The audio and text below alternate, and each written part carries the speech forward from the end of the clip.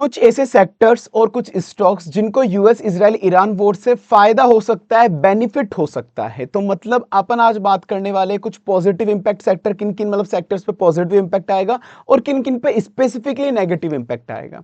तो वैसे आपने देख लिया होगा यूएस इजराइल ईरान वॉर का जो सिचुएशन चल रहा है, ईरान ने जो रिटिलिएट करा है बहुत जोरदार तरीके से, साथ में उसने पूरे मिडल ईस्ट पे हमला कर दिया है। बहुत ही खतरनाक सिचुएशन वर्ल्ड वाइड हो चुकी है। तो हालांकि देखो, वॉर में तो अपन को पता है, वॉर में कभी किसी का एज सच बेनिफिट कभी नहीं हुआ है, ना फाइनेंशियल तरीके से भी कभी किसका बेनिफिट नहीं हुआ, सबका लॉस ही हुआ है। साथ में ना मॉरली और लाइफ, जो लोगों की जान जाती है, मासूम लोगों की जान जाती है। तो कभी अपन ये नहीं चाहते कि कभी भी कहीं पे वॉर हो और इन सिचुएशन से कभी किसी को निकलना पड़े। बट राइट नाउ जो अपन जिस पोजीशन में है, मतलब वर्ल्ड, तो वहां पर अपन को जो अपन अपना बेस्ट कर सकते हैं, अपने पोर्टफोलियो को प्रोटेक्ट कर सकते हैं कि अपन अपने पोर्टफोलियो को कैसे प्रोटेक्ट करें, अपनी जो एग्जिस्टिंग मनी उसको कैसे ग्रो कर सकते हैं। तो आइए बात करते हैं अपन स्पेसिफिक उन सेक्टर्स की जिनको वॉर से थोड़ा बेनिफिट हो सकता है, जहां पे अगर आप अभी थोड़ा पैसा डाइवर्ट करने की सोचो तो आप सोच सकते हो। तो आइए अपन बात करते हैं। तो सबसे पहला स्टॉक अपना जो पहला सेक्टर आएगा वो आएगा ऑयल सेक्टर। तो अब ऑयल सेक्टर पे मैं आपको बता दूं, नेगेटिव पॉजिटिव इंपैक्ट दोनों तरीके से पड़ा है। तो किस जगह नेगेटिव इंपैक्ट पड़ेगा किन स्टॉक्स पे और किन पे पॉजिटिव इंपैक्ट पड़ेगा, उसकी मैं बात करता हूं। ऑयल से हुआ क्या है, ऑयल सेक्टर का सबसे पहला सेक्टर अपना, तो देखो ये ऑयल का ऐसा होता है कि अपना ना पहली चीज जो नेगेटिव चीज जाएगी कि नेगेटिव पॉजिटिव जो भी हो सकता है, एक तो मेन अपनी ऑयल की सप्लाई अपनी रुक जाएगी एक तरीके से, क्योंकि अपन जो है ना मतलब इंडिया वो अच्छा खासा ऑयल पे डिपेंडेंट है, मिडल ईस्ट कंट्री से वो इंपोर्ट करता है, जैसे इराक, सऊदी अरेबिया, यहाँ से इंपोर्ट करता है। तो ये भी अभी वॉर की सिचुएशन में, मतलब वॉर में चल रहे हैं, तो इस वजह से इंडिया को जो इंपोर्ट है वहां पर सप्लाई, मतलब जो अपन को सप्लाई आ रही है वो रुक सकती है। तो अपने यहाँ पे ऑयल की डेफिशिएंसी हो सकती है, जिसकी वजह से प्राइस बढ़ सकती है। तो एक ये पहली चीज है। दूसरी चीज जो सबसे बड़ी चीज है जहां पे ईरान मतलब ईरान दिक्कत कर सकता है, वो क्या है, स्ट्रेट ऑफ हॉर्मस। अब ये क्या चीज है, ये एक वे है, रास्ता, जैसे समुद्री रास्ता जिसको आप बोल सकते हो सी वे। ये एक छोटा सा सी वे जो आपको दिख रहा होगा, ये छोटा सा सी वे जिसका नाम है स्ट्रेट ऑफ हॉर्मस। अब यहां से क्या होता है, इस छोटे से रास्ते से, सी के रास्ते से, समुद्र के रास्ते से वर्ल्ड का अप्रोक्सीमेटली डेली 20% जो ऑयल है, क्रूड ऑयल, वो इसी रास्ते से सप्लाई होता है। इवन इंडिया भी जो ऑयल इंपोर्ट करता है अलग अलग जगह से, इंडिया को भी 50% जो ऑयल, मतलब इंडिया जो क्रूड ऑयल इंपोर्ट करता है वो इसी रास्ते से आता है। तो अगर ये ब्लॉक हो गया वॉर की वजह से, या तो ईरान ने जानबूझ के कर दिया या फिर किसी भी वजह से ये ब्लॉक हो गया, तो बहुत बड़ा डिस्टर्बेंस अपन को देखने को मिल सकता है ऑयल की सप्लाई के अंदर। तो ऑयल सेक्टर और ऑयल कंपनीज पे आपको पॉजिटिव नेगेटिव इंपैक्ट दोनों तरीके से देखने को मिल सकता है। तो सबसे पहले मैं बात करता हूं कि ऑयल सेक्टर्स पे पॉजिटिव इंपैक्ट क्या किन किन कंपनीज पे पड़ सकता है, फिर नेगेटिव इंपैक्ट की बात करेंगे। तो होगा क्या, जब ऑयल की सप्लाई कम हो जाएगी ना, तो ऑयल की प्राइसेस इंक्रीज होना शुरू हो जाएगी। तो अब जो भी कंपनीज, ये केवल जो भी कंपनीज जो अपस्ट्रीम कंपनीज है, अपस्ट्रीम कंपनीज मतलब जो ऑयल को एक्सप्लोर करती है, प्रोड्यूस करती है, मतलब ऑयल को एक्सट्रैक्ट करती है और प्रोड्यूस करती है, उनको फायदा होगा, उन पर पॉजिटिव इंपैक्ट आएगा। रीजन क्या है, क्योंकि ऑयल की प्राइसेस बढ़ेगी, तो इनके पास ऑयल का स्टॉक ऑलरेडी है, इनके पास ऑयल की इन्वेंट्री, इनके पास पहले से ऑयल पड़ा हुआ है, ऑयल की इन्वेंट्री स्टॉक पड़ा हुआ है, पहले से इन्वेंट्री है। तो उनकी ऑयल की प्राइसेस इंक्रीज होगी तो इनका तो प्रॉफिट बढ़ेगा। तो ये जो कंपनीज है, जो अपस्ट्रीम कंपनीज है, जो ऑयल को एक्सप्लोर करती है, एक्सप्लोरेशन एंड प्रोडक्शन करती है, उनको फायदा होगा। तो इंडिया के अंदर कौन कौन सी कंपनी, देखो ये केवल मैं एग्जांपल के लिए दे रहा हूं, द कंपनीज का नाम जो मैं बता रहा हूं, this is not a buy और सेल एडवाइस, बस मैं एग्जांपल पर्पस से बता रहा हूं। जैसे ओएनजीसी कंपनी है, उसके बाद अपनी ओआईएल कंपनी है, ऑयल इंडिया लिमिटेड, ये इंडिया के अंदर ऑयल को एक्सप्लोर और प्रोड्यूस करती है। तो जैसी ऑयल प्राइस बढ़ेगी इनके प्रॉफिट बढ़ सकते हैं।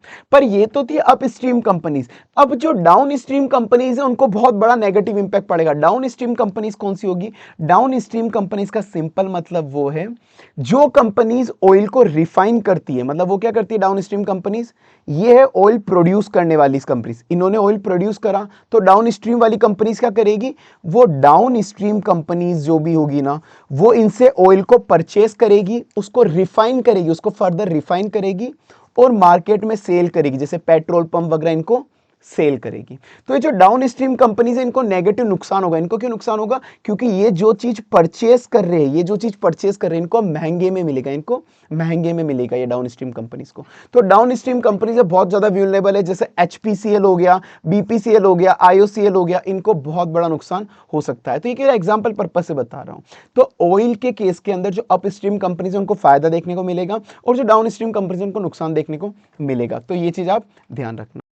अगर आपको आगे बढ़ने के पहले वीडियो अगर अच्छी लग रही है तो प्लीज एक बार लाइक कर देना, चैनल को याद रखे सब्सक्राइब कर देना और बेल आइकन नोटिफिकेशन याद से प्रेस कर देना ताकि आने वाली वीडियोस आपको मिलती रहे। तो like subscribe bell icon notification आपको प्रेस कर देना। और एक और चीज देखो, मैं आपको भी ना वीडियो में मतलब एक बार मैं आपको बस ब्रीफ दे रहा हूँ सेक्टर के बारे में, कोई भी कंपनी की बाय सेल एडवाइस नहीं है। तो अगर आपको कोई भी कंपनी के फाइनेंशियल्स वगैरह अगर आपको जानने हैं तो आप एक काम कर सकते हो, आप जैसे एंजल वन वेबसाइट पे जा सकती हो, एक बार कंपनी के फंडामेंटल वगैरह एक बार आप पढ़ सकते हो। कहीं पे भी अगर आपको इन्वेस्ट करना हो, उसकी प्राइस वगैरह क्या चल रही है, फंडामेंटल्स क्या है, कंपनी का P ratio, debt equity ratio, company का जो भी सेल प्रॉफिट वगैरह, ये सब आप एक बार अपने हिसाब से एनालाइज कर सकते हो। अब साथ में इसी के साथ साथ और कौन कौन सी कंपनीज है जिनको नुकसान देखने को मिल सकता है, पहले आप ये देखो। एक है कि जो जो कंपनीज ऑयल पे डिपेंडेंट है डायरेक्टली और इनडायरेक्टली, उन कंपनी से अभी आप दूर रहना। जैसे पेंट सेक्टर, जो पेंटिंग वाले सेक्टर होते हैं ना, घर में पेंट वगैरह होता है वो सारा, तो पेंट के अंदर जब भी कोई पेंट बनाता है तो उसके अंदर क्रूड ऑयल डलता ही डलता है। पेंट के अंदर 50 से 60% क्रूड ऑयल डलता है। तो क्रूड ऑयल की अगर प्राइसेस बढ़ गई तो इनको बहुत बड़ा नुकसान होगा, होना ही है। एशियन पेंट, बर्गर पेंट, कंसेक्ट, इंडिगो पेंट, इन सबको नुकसान होने वाला है। एविएशन सेक्टर जो भी होगा उसको भी नुकसान होगा। एविएशन मतलब एरोप्लेन वाला, जैसे इंडिगो हो गया, स्पाइस जेट हो गया, एयर इंडिया हो गया, क्योंकि इनकी फ्लाइट की कॉस्ट बढ़ जाएगी क्योंकि ऑयल की कॉस्ट बढ़ गई है। साथ में टायर रबर इंडस्ट्री, जो भी टायर रबर इंडस्ट्री है, तो उनका जो सिंथेटिक रबर और कार्बन ब्लैक होता है ना, वो सारा का सारा क्रूड ऑयल से बनता है। तो जैसे एमआरएफ, अपोलो टायर, सियाट, जेके टायर, इनको भी नुकसान होने वाला है। और साथ में जो logistic and export oriented company जो लॉजिस्टिक सर्विस प्रोवाइड करती है, लाइक सामान को इधर से उधर ले जाना, तो जैसे अडानी पोर्ट है, कॉनकोर है, गेटवे डिस्के पार्क है, इन सबको नुकसान हो सकता है। और एक और company mostly auto and transportation sector, इनको भी नुकसान हो सकता है क्योंकि अगर फ्यूल की कॉस्ट बढ़ी तो हो सकता है कि व्हीकल्स की डिमांड कम हो जाए। सिंपल है, आपको पता होगा, बेसिक इकोनॉमिक्स पढ़ी होगी आपने, कि अगर फ्यूल की कॉस्ट बढ़ेगी तो कंपैरेटिवली गाड़ियों की डिमांड थोड़ी कम होने वाली है। तो मारुति सुजुकी, महिंद्रा, टाटा मोटर, इनको थोड़ा नुकसान देखने को मिल सकता है। तो ये मेन है जिनको ऑयल की प्राइस बढ़ने से नुकसान हो सकता है। इन इंडस्ट्री से आपको दूर रहना है। और एक पॉजिटिव इंडस्ट्री मैंने आपको बताई है, अपस्ट्रीम इंडस्ट्री, ये आप देख सकते हो। उसके बाद अपन नेक्स्ट सेक्टर की बात करते हैं अपना, जो आपको नॉर्मल आपके दिमाग में आ गया होगा, that is defence sector. Defence sector को बेनिफिट हो सकता है। और डिफेंस सेक्टर को पहले बेनिफिट क्यों होगा, पहले आप ये समझो। तो होने के वाला है कि जितनी भी कंट्रीज है, लाइक मैं एग्जांपल के लिए बोलता हूं, इजराइल है, ईरान है, ये लोग अपने डिफेंस इक्विपमेंट यूज ले रहे, तो एक वक्त आएगा कि जब इनके पास डिफेंस इक्विपमेंट थोड़े खत्म हो जाएंगे। खत्म मतलब बहुत स्कैरसिटी आ जाएगी, ये अपने डिफेंस इक्विपमेंट एग्जॉस्ट कर चुके होंगे, तो इनको वापस से डिफेंस इक्विपमेंट की जरूरत तो होगी ना फ्यूचर के लिए। तो वो ना डिफेंस को वापस से रीआर्मेंट करेंगे, मतलब रीआर्म करना, जो डिफेंस इक्विपमेंट खत्म हो गए वो वापस से परचेस करेंगे। तो इंडियन कंपनीज के लिए क्या अपॉर्चुनिटी होगी, वो एक्सपोर्ट कर सकती है। इंडियन कंपनीज उनको एक्सपोर्ट कर सकती है।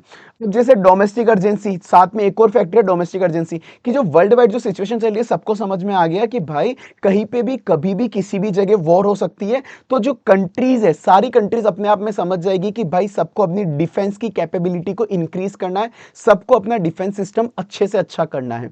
तो इसलिए सारी कंट्रीज डिफेंस पे ज्यादा ध्यान देगी। तो ये कुछ फैक्टर्स हैं।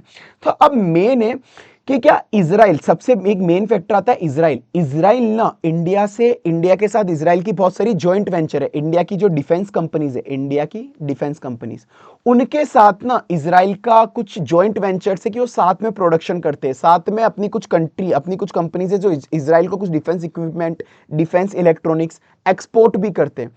कौन कौन सी कंपनीज है सर, वो है उसमें एक बीईएल, भारत इलेक्ट्रॉनिक लिमिटेड। पर हाँ वही, अगर आपको वीडियो वही अच्छी लग रही है तो प्लीज एक बार लाइक कर देना, वीडियो को लाइक कर देना, चैनल याद रखे सब्सक्राइब कर देना और बेल आइकन नोटिफिकेशन प्रेस कर देना ताकि आने वाली वीडियोस आपको मिलती रहे। तो like, subscribe, bell icon notification. हाँ, तो अब जैसे बीईएल है, भारत इलेक्ट्रॉनिक लिमिटेड, इसका ना जेवी है किसके पास, आईएआई के साथ, मतलब इजराइल एरोस्पेस इंडस्ट्रीज। तो अपनी यहाँ की इंडिया की कंपनी है बीईएल, जो डिफेंस इलेक्ट्रॉनिक्स में काम करती है। इसका इजराइल एरोस्पेस इंडस्ट्री के साथ जेवी है कि ये चीज कुल मिला के दोनों मिलकर कुछ इक्विपमेंट बनाते हैं और इजराइल को सप्लाई करते हैं। मतलब एक तरह से ये एक्सपोर्ट करता है बीईएल इजराइल को।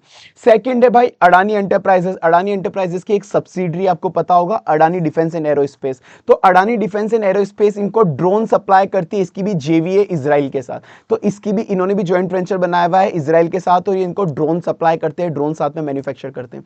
तो ये दो कंपनीज है जो इजराइल को जनरली कुछ चीजें सप्लाई करती है, कुछ थोड़ी छोटी मोटी चीजें सप्लाई करती है डिफेंस के रिलेटेड। अब उसके अलावा जो बाकी कंपनीज है, बाकी कंपनीज की जो मैं बात करता हूं, डोमेस्टिक कंपनीज जो केवल इंडिया के अंदर सप्लाई करती है, मतलब स्पेसिफिकली इजराइल को सप्लाई नहीं करती, पर बाद में बेनिफिट हो सकता है अगर इंडिया ने भी डिफेंस पे अपना जो एक्सपेंडिचर है और इंक्रीज करा। तो जैसे डाटा पैटर्न हो गया, ये भी डिफेंस एरोस्पेस की कंपनी है, जो एरोस्पेस वाली जो कंपनीज होती है, मतलब लाइक हेलीकॉप्टर, फाइटर जेट्स, वो वाले बनाने वाला।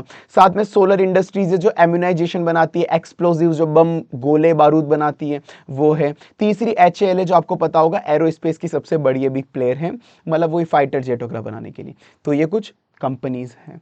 अब उसके बाद अपन आगे बात करते हैं अब अपन अपने फाइनली सबसे ज्यादा सेफ हेवन असेट की, that is gold and silver. ये वो प्रीशियस मेटल है, दो गोल्ड एंड सिल्वर, कि जब भी सिंपल सी बात है, जब मार्केट अनस्टेबल होता है, इनस्टेबिलिटी ज्यादा होती है, जियोपॉलिटिकल इशू होते हैं कि लोगों को नहीं पता शेयर मार्केट का क्या होना है, तो लोग क्या करते हैं, शेयर मार्केट से पैसा निकालते हैं और सेफ असेट में पैसा डाल देते हैं कि भाई गोल्ड सिल्वर इनकी प्राइसेस कंपेरेटिवली स्टेबल होती है, तो भाई इनकी प्राइसेस अच्छा खासा आपको हाई मूवमेंट देखने को मिल सकता है गोल्ड सिल्वर दोनों के अंदर। अब मैं गोल्ड सिल्वर दोनों में से भी मैं स्पेसिफिक बात करूं, देखो सिल्वर बहुत ज्यादा वोलेटाइल होता है, बढ़ेगा, मैं ऐसा नहीं बोला भी नहीं बढ़ेगा, पर सिल्वर बहुत ज्यादा वोलेटाइल है, बहुत बढ़ता है बहुत गिरता है, बहुत बढ़ता है बहुत गिरता है। तो ठीक है बढ़ेगा, पर थोड़ा सा मतलब रिस्की एसेट टाइप है, थोड़ा सा वोलेटाइल है। गोल्ड कंपैरेटिवली लॉन्ग टर्म में सेफर है, ये लॉन्ग टर्म में सेफर रहता है, ठीक है।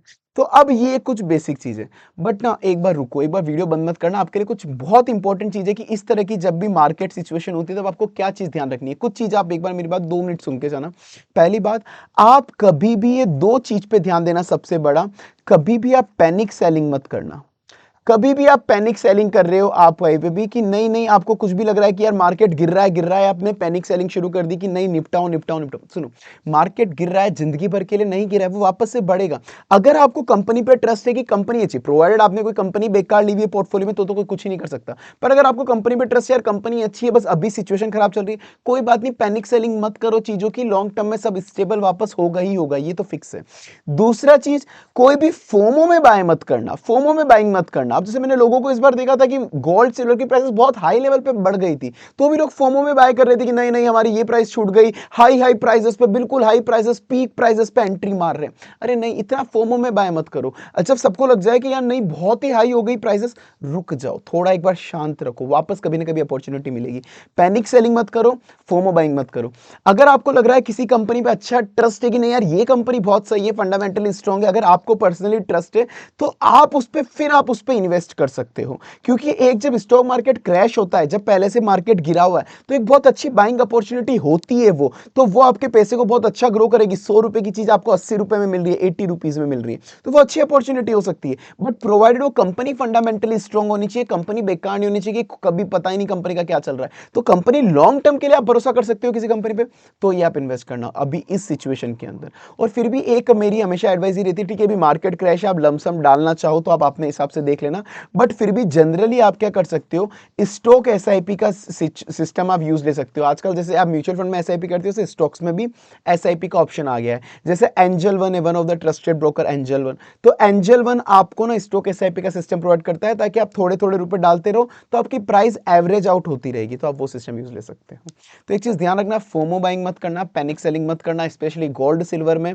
अगर आपको लग जाए कहीं पे भी प्राइस बहुत ज्यादा ऊपर बढ़ चुकी है, फोमो में बाय मत करना। और एक और चीज, जब भी गोल्ड सिल्वर आप परचेस करो, तो देखो अभी तो मार्केट अनस्टेबल होगा, वो ठीक है, सब मान रहे हैं, पर एक टाइम पे स्पेसिफिकली मैं सिल्वर में बोल रहा हूं, अगर आपके पास है, मार्केट बहुत बढ़ चुका है, आपको लग रहा है कि सिल्वर बहुत बढ़ गया, आप प्रॉफिट बुकिंग कर लेना। देखो मेरी मानो तो ये मेरी एडवाइस है, मतलब बस प्रॉफिट बुकिंग की, आप प्रॉफिट बुकिंग सही टाइम पे कर लेना। अगर गोल्ड सिल्वर में स्पेसिफिक आपने प्रॉफिट बुकिंग नहीं करी, तो ये बाद में कभी ना कभी वापस गिरेगा, ये बहुत अनसर्टेन है। तो इन वाली एसेट पे आप बीच बीच में प्रॉफिट बुकिंग करते रहो, बेच के एक बार थोड़ा बहुत पैसा वापस से भरते रहो, और जैसे जैसे एसेट कोई भी क्रैश हो, थोड़ा थोड़ा परचेस करते रहो, बाय ऑन डिप जिसको बोलते हैं, कि थोड़ा थोड़ा क्रैश हुआ वापस अपन परचेस करते रहो। बाकी रिलैक्स रहो, मार्केट गिरता बढ़ता रहता है, यूं ही चलता है मार्केट, तो पॉलिटिकल अनस्टेबिलिटी ऐसे मतलब जियोपॉलिटिकल इंस्टेबिलिटी ज्यादा है, तो लॉन्ग टर्म में सब कुछ ठीक हो ही जाता है, ठीक है। तो बाकी अगर वीडियो आपको अच्छी लगी है तो प्लीज लाइक कर देना, चैनल याद रखिए सब्सक्राइब कर देना, और बेल आइकन नोटिफिकेशन प्रेस कर देना। तो like subscribe bell icon notification press कर देना, और आपका क्या ओपिनियन है मुझे कमेंट सेक्शन में याद से बता देना।